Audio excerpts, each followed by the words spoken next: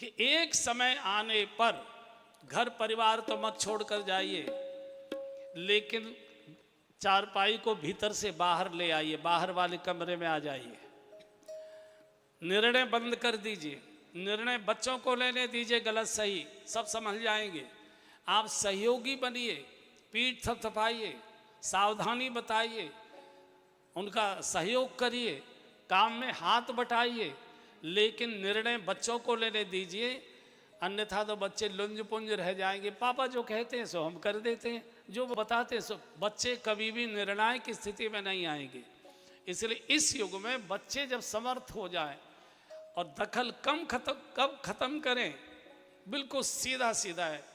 जब अपने घर में अपने बेटे की गोद में बालक आ जाए और उधर बिटिया की गोद में बालक आ जाए, जब दोनों कुलों में संतान आ जाए, तो माता पिता को भीतर से बाहर आ जाना चाहिए। फिर निर्णायक की भूमिका नहीं चाहिए, सहयोगी की भूमिका चाहिए, सलाहकार की भूमिका चाहिए। ये मनु महाराज ने बताया।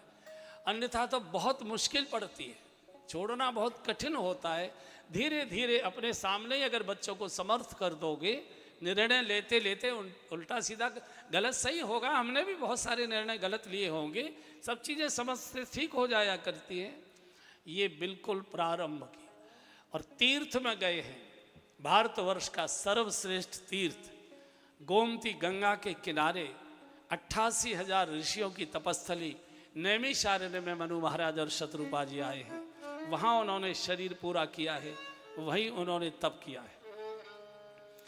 आज के समय में तीर्थों में मैं नहीं कहूँगा, मैं स्वयं तीर्थ में निवास करता हूँ, वृंदावन में ही निवास करता हूँ, लेकिन मेरा अनुभव कहता है कि गृहस्थियों को तीर्थों की यात्रा तो करनी चाहिए, लेकिन तीर्थों में गलती से भी स्थायी निवास नहीं बनाना चाहिए। मैं फिर बोल रहा हूँ कि तीर्थों की यात्रा करें, लेकिन भूल से गलती से तीर्थों में स्थायी निवास न करें।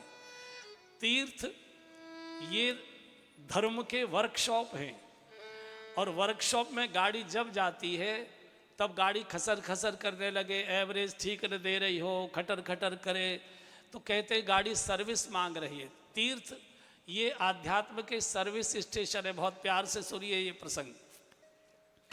तो जैसे गाड़ी को सर्विस कराने के लिए वर्कशॉप ले जाते हैं और मिस्त्री गाड़ी का ठीक ठाक कर देते हैं, धुलाई वुलाई कर देते हैं, ग्रीस वगैरह सब बदल देते हैं, कहते हैं बाबूजी ओके ले जाइए। फिर आप गाड़ी चलाते हैं 100 200 300 किलोमीटर, फिर चली, फिर गाड़ी ने खसर खसर करना शुरू किया, तो फिर आप वर्कशॉप ले गए, फिर गाड़ी की सर्विसिंग कर, ये समझ में आता है। लेकिन मैंने ऐसा सुना है कि जो लोग अपनी गाड़ियों को बहुत लंबे समय तक और सर्विस स्टेशनों पर खड़ी कर देते हैं, तो वहाँ के जो मिस्त्री होते हैं चालाकी से उन गाड़ियों के ओरिजिनल पुर्जे तो निकाल लेते हैं, नकली पुर्जे उन गाड़ियों में फिट कर देते हैं। मैं समझता हूँ मेरी बात समझ में आ गई होगी। तीर्थ में जाइए, 10 दिन 15 दिन महीने भर का कोई संकल्प लेकर अनुष्ठान, कोई पूजा पाठ करिए, किसी धर्मशाला में, किसी आश्रम में, किसी गुरुदेव के स्थान में, जहाँ भी हो रहिए। सामान्य भोजन करिए, सामान्य फलाहार करिए। जितना भजन घर पाठ पूजा पाठ घर में नहीं हो रहा था उसको वहाँ पूरा करिए। मंदिरों का दर्शन करिए। सायंकाल किसी संत के चरणों में बैठकर भगवत चर्चा करिए। किसी महात्मा के पास बैठकर अपनी शंकाओं का समाधान करिए। और फिर महीना 15 दिन के बाद फिर घर में आ जाइए। फिर गाड़ी खसर खसर घर में करने लगे, फिर तीर्थ में चले जाइए। गाड़ी की सर्विस होती रहनी चाहिए। आजकल बहुत सारे लोगों को मैंने देखा है कि बच्चों को सारा कारोबार सौंपकर और तीर्थों में जाकर उन्होंने किसी गुरुजी के आश्रम में, किसी स्वामी जी के, किसी साधु जी के आश्रम में कमरा बनाकर रहना शुरू कर दिया। धीरे धीरे सब चीज़ें ठीक चलती हैं और कुछ दिनों के बाद उन्हीं गुरुजी से, उन्हीं स्वामी जी से खटर पटर हो जाती है, बोलचाल बंद हो जाते, कई बार तो मुकदमा तक शुरू हो जाया करता है। ये अनुभव कह रहा है, ये अनुभव कह रहा है। चिकित्सा में हॉस्पिटल जाइए, तबीयत ठीक कराइए, घर में आ जाइए, पथ परहेज का पालन करिए, फिर तबीयत खराब होती है, रीचेकअप कराने के लिए फिर हॉस्पिटल चले जाइए। ये चेकअप कराते रहना चाहिए।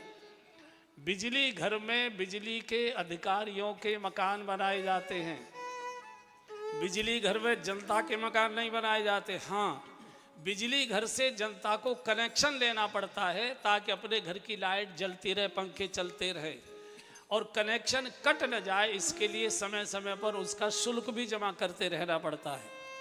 मैं समझता हूँ मेरी बात समझ में आ गई होगी। जिन्होंने भी तीर्थों में जाकर कोठियाँ बनाई हैं, मकान बनाए हैं, किसी साधु जी स्वामी जी के यहाँ कमरे बनाए हैं, धीरे धीरे धीरे धीरे वो सब झगड़े के कारण बने हैं।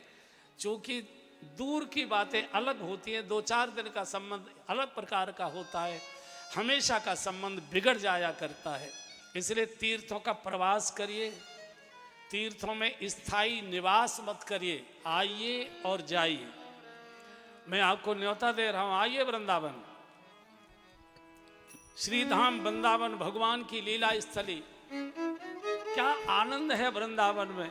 हमारे आचार्य पवन नंदन जी बहुत अच्छे श्रीमद् भागवत के प्रवक्ता हैं, वो बड़ी सुंदर महिमा गाते हैं, एक बार गा लीजिए। चलो रे मन श्री वृंदावन धाम, रटेंगे राधा राधा नाम, मिलेंगे कुंज बिहारी, ओढ़ के कांवर कारी, हो मिलेंगे कुंज बिहारी, ओढ़ के कांवर कारी। चलो रे मन श्री वृंदावन धाम, रटेंगे राधा राधा नाम, मिलेंगे कुंज बिहारी, ओढ़ के कांवर कारी, हो मिलेंगे कुंज बिहारी, ओढ़ के कांवर कारी। प्रात होते हम परिक्रमा को जाएंगे, रात होते हम परिक्रमा को जाएंगे, संत दर्श कर जीवन सफल बनाएंगे, संत दर्श कर जीवन सफल बनाएंगे।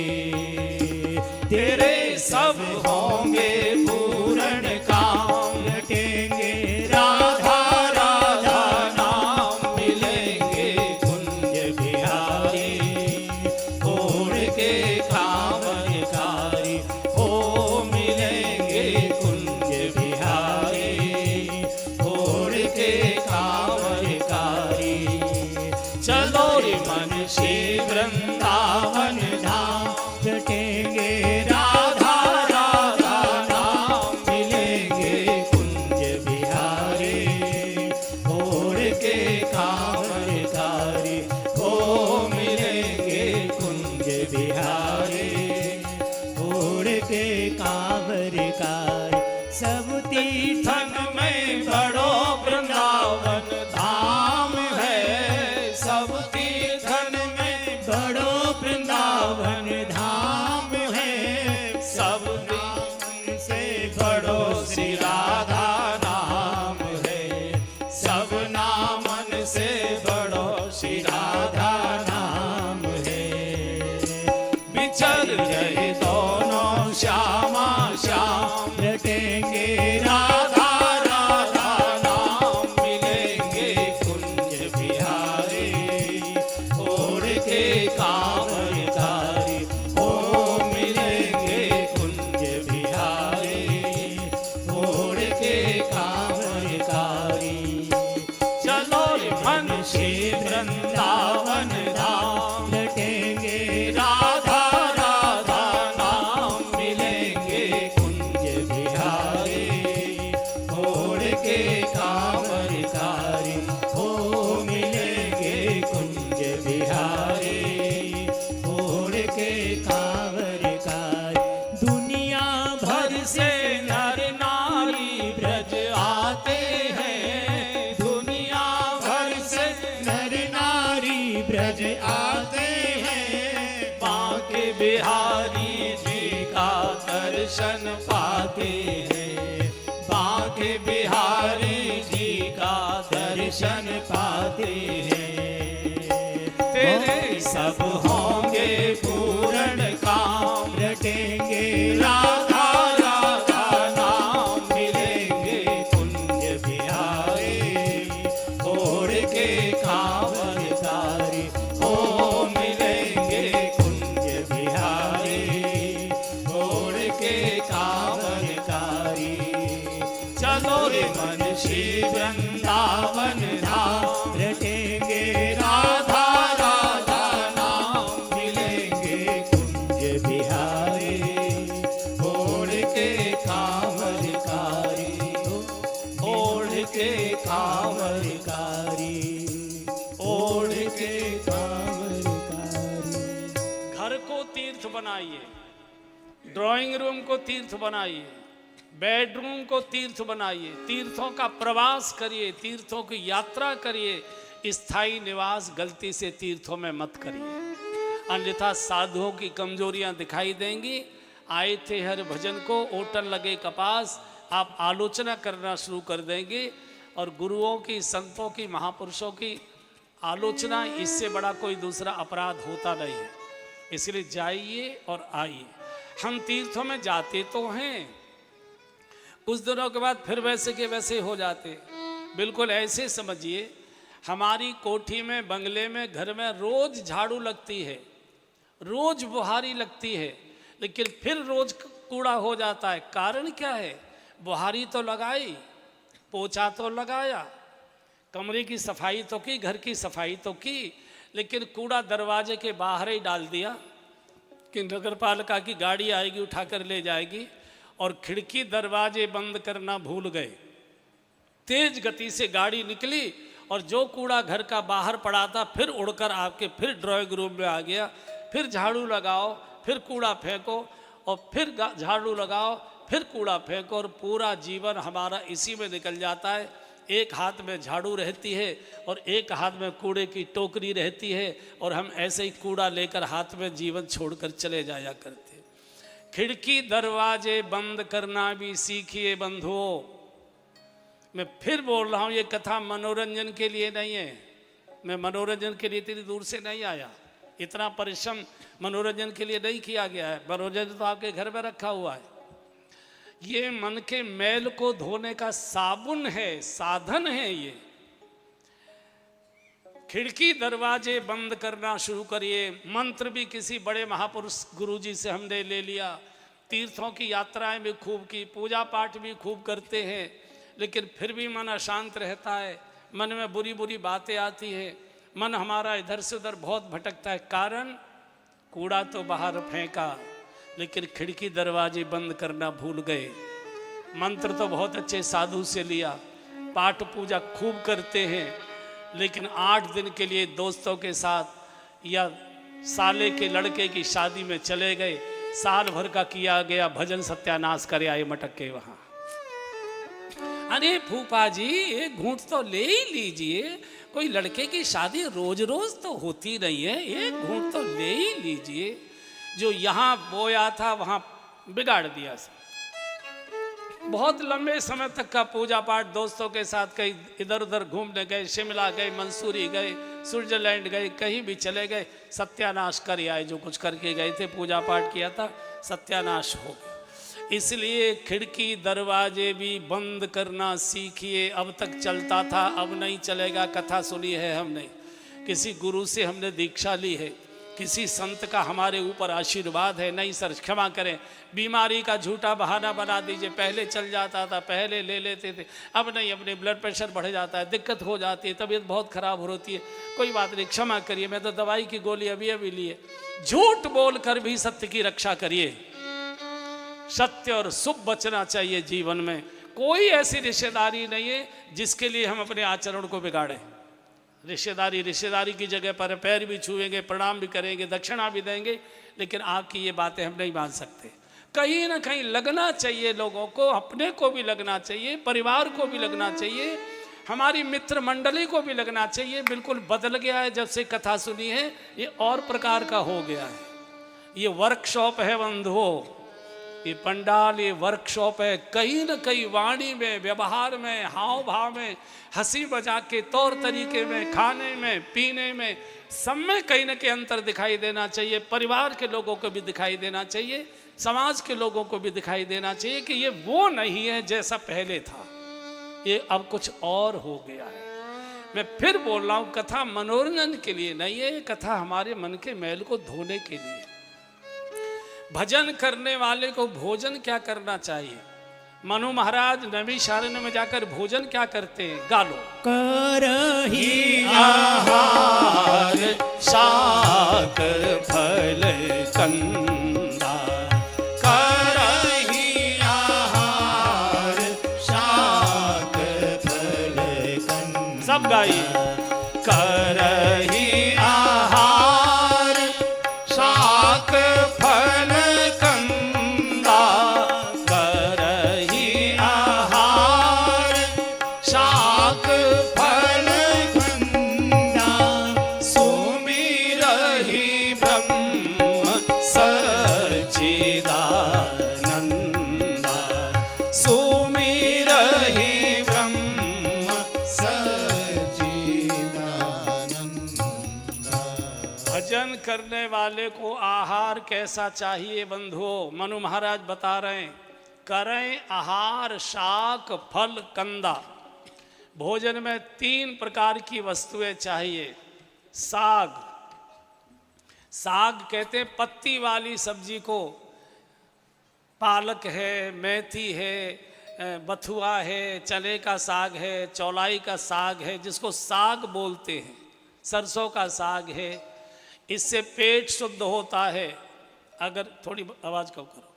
पेट अगर शुद्ध नहीं है तो आपको जवाई आएगी, नींद आएगी, आलस्य आएगा, आपको भजन में बैठा नहीं जाएगा। इसलिए पेट साफ करने के लिए ये भी, मैं इसके लिए मना नहीं कर रहा हूँ कि आप मटर पनीर न खाएं, मेरे कहने से छोड़ोगे भी नहीं, मेरे कहने से छोड़ने वाले उसे भी खाइए, लेकिन मौसम का साग लीजिए, इससे पेट शुद्ध होगा। करें आहार शाक फल, फल खाने से मन शुद्ध होता है, इसलिए व्रत के दिन फलाहार किया जाता है मन को शुद्ध करने के लिए।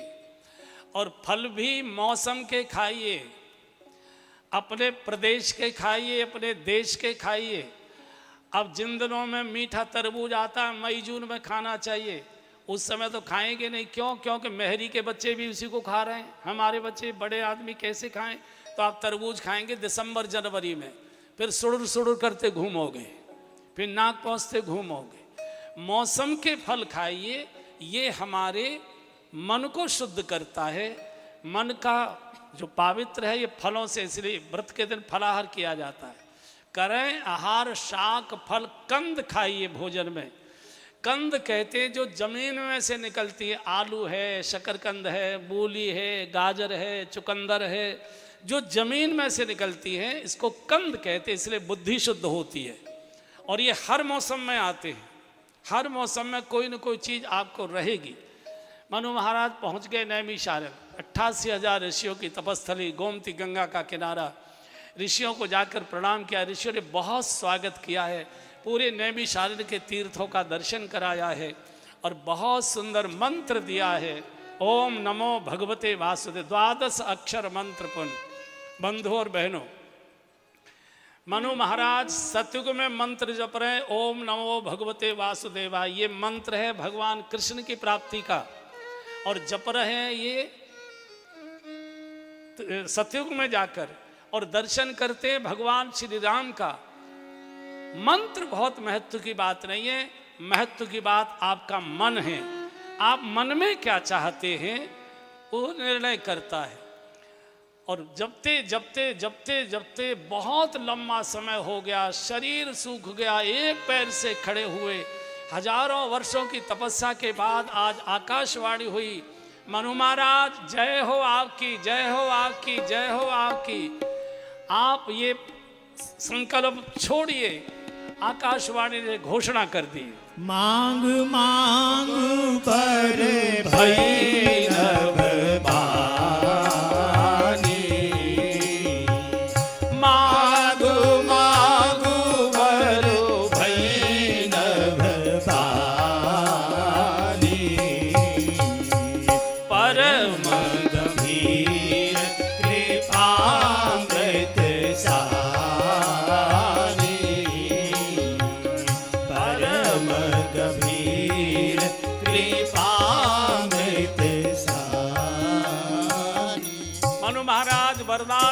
वरदान मांगो। मनु महाराज प्रभु को दर्शन चाहते, बोले ठीक है। बोले नहीं, रुकिए, आप अगर विराट रूप में आएंगे तो मैं दर्शन नहीं करूंगा, आप अगर चतुर्भुज रूप में आएंगे तो दर्शन नहीं करूंगा, आप अगर अकेले भी आएंगे तो भी दर्शन नहीं करूंगा, आपको मनुष्य रूप में आना पड़ेगा और मैं राम रूप का दर्शन चाहता हूँ। मेरी श्रीमती जी भी साथ हैं, इसलिए आपकी वैष्णवी माया श्री जानकी जी भी आपके साथ चाहिए।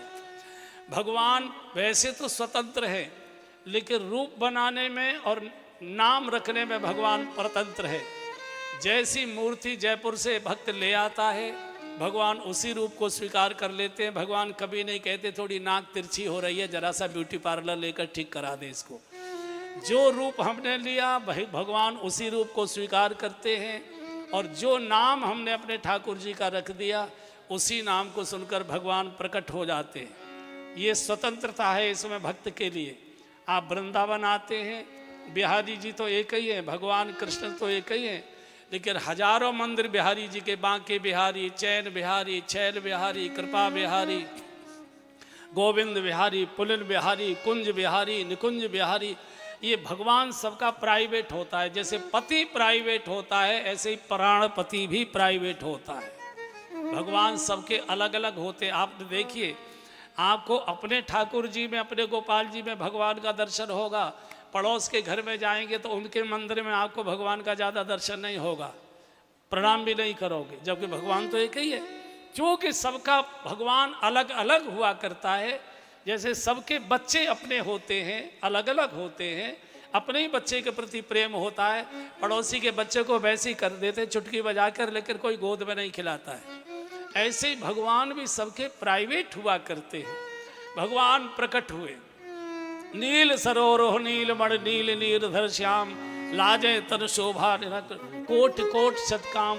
भगवान के चरणों में मनु महाराज जी और सीता जी की, जानकी जी के चरणों में शत्रुपा जी बड़ा चरणों में लिपटे हुए हैं। जबरदस्ती उठाकर हृदय से लगाया, मांगिए वरदान, क्या चाहिए? बोले मांगने की तो इच्छा है पर हिम्मत नहीं हो रही है। बोले मांगिए, महादान मोई जान, जो मांगोगे सो मिलेगा। बोले एक इच्छा है, दान शिरोमणि कृपा निधि। ये चंदा लेने वाले वहीं से सीखे, एकदम चंदे की रसीद नहीं दिखाते, पहले तारीफ करना शुरू कर देते हैं उनकी, तब रसीद कटती है। दान शिरोमणि कृपा निधि, और नाथ कहूँ सत्य भाव, चाहूँ तुम ही समान सुत, प्रभु सन कवन दूरा। मेरी एक इच्छा मांग है प्रभु, आप दान शिरोमणि कृपा के सागर हैं, आप मेरे घर में प्रभु पुत्र बनकर आए। और शत्रुपा जी ने कहा, हे देवी आप मेरे आंगन में पुत्र वधु बनकर आए। भगवान ने एव मस्तु कह दिया है, होगा, और 3 बार कह दिया। पूर्वऊ में अभिलाष तुम्हारा, पूर्व में अभिलाष तुम्हारा, सत्य सत्य पन सत्य हमारा, सत्य सत्य पन सत्य हमारा, आजी सत्य सत्य पन सत्य हमारा, सत्य सत्य पन सत्य हमारा। भगवान ने सत्य हो सत्य हो सत्य हो कह दिया और कहा कि कुछ समय के बाद बहुत आसानी से आप शरीर छोड़ेंगे, फिर मेरी राजधानी बैकुंठ में आकर निवास करेंगे। त्रेता में आप श्री अवध नरेश बनोगे और मैं अंशों के सहित आपके यहाँ अवतार लेकर आऊँगा। मनु महाराज को दर्शन देकर भगवान अंतर ध्यान हुए। मनु महाराज ने कुछ समय के बाद शरीर छोड़ा।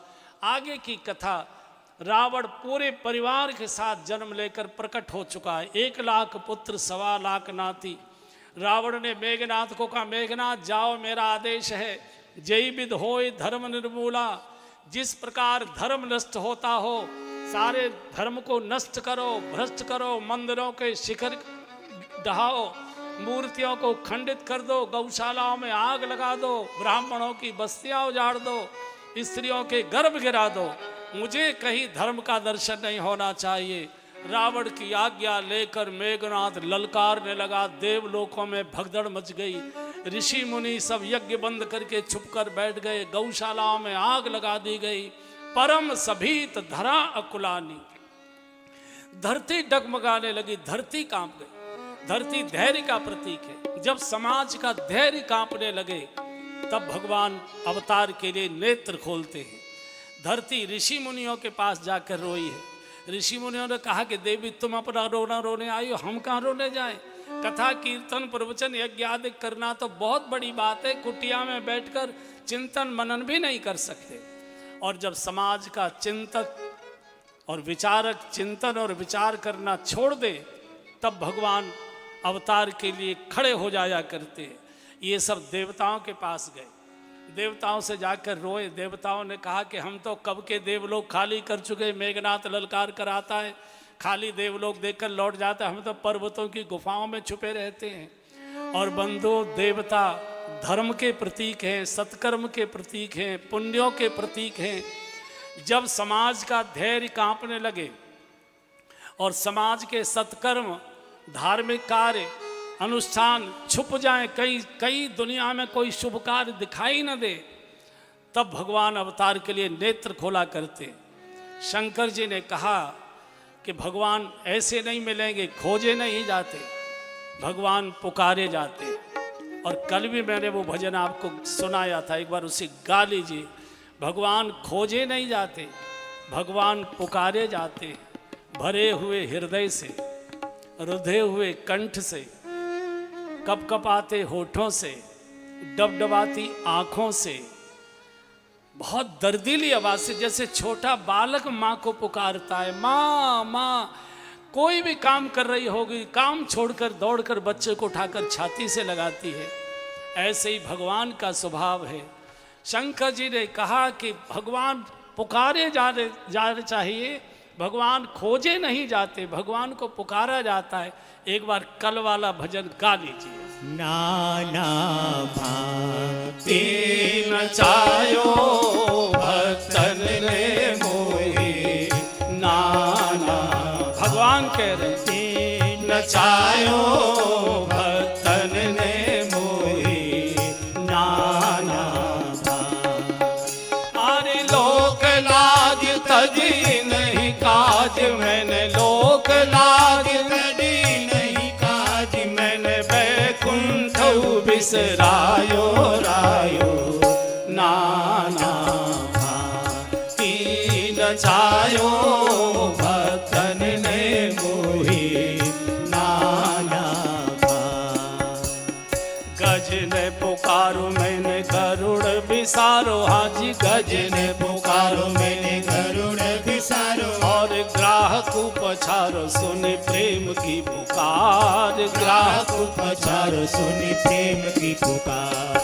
द्रौपदी पुकारी सुधि लीजे बनवारी मोहि, द्रौपदी पुकारी सुधि लीजे बनवारी, मोहि आस है तिहारी कहो जाऊं काके द्वार, मोहि आस है तिहारी कहूँ जाऊं काके द्वार।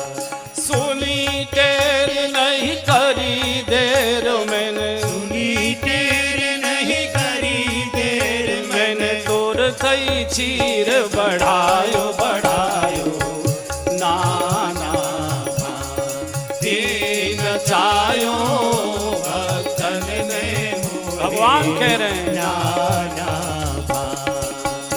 अरे लोक लाज तजी नहीं काज, मैंने लोक लाज तजी नहीं काज, मैंने बैकुंठ बिसरायो रायो, नाना भांति नचायो भक्तन ने मोहे, नाना भांति। नरसी भगत हित सांवरिया सेठ बन नरसी भगत हित सांवरिया सेठ मैंने भात पहरायो लाज राखी जन की मैंने भात पहरायो लाज राखी जन की ओ मैंने भात पहरायो लाज राखी जन की मैंने भात पहरायो लाज राखी जन की प्रहलाद ने पुकारो नर सिंह रूप धारो प्रहलाद ने पुकारो नर सिंह रूप धारो हिरणाकस मारो सुधि भूली धन की हिरणाकस मारो सुधि भूली धन की दुर्योधन की मेवा त्यागी दुर्योधन की मेवा त्यागी मैंने साग विदुर धर खायो खायो नाना तीन चायो भक्तन ने मोहे नाना अरे लोक लाज तजी नहीं काज मैंने लोक लाज तजी नहीं काज मैंने बैकुंठ बिसरायो रायो नाना तीन चायो भक्तन ने मोहे नाना भगवान आंसुओं से पुकारे जाते हैं, दर्दीली आवाज से पुकारे जाते हैं, असहाय भाव से पुकारे जाते, जैसे बालक पुकारता है। आपने देखा है जो माताएं जब रोती हैं तो संपूर्ण अंगों से रोती हैं। पढ़े लिखे जो लोग होते हैं वो तो रोते हैं तो संकोच में रोते हैं, ऐसे ऐसे करते रहेंगे। पढ़ी लिखी माताएं भी संकोच में पूरा रो नहीं पाती। गांव की महिला को देखो एकदम चीख कर रोती है, संपूर्ण इंद्रियों से रोती है। भगवान भी संपूर्ण इंद्रियों से पुकारे जाते हैं, रोम रोम से पुकारे जाते हैं।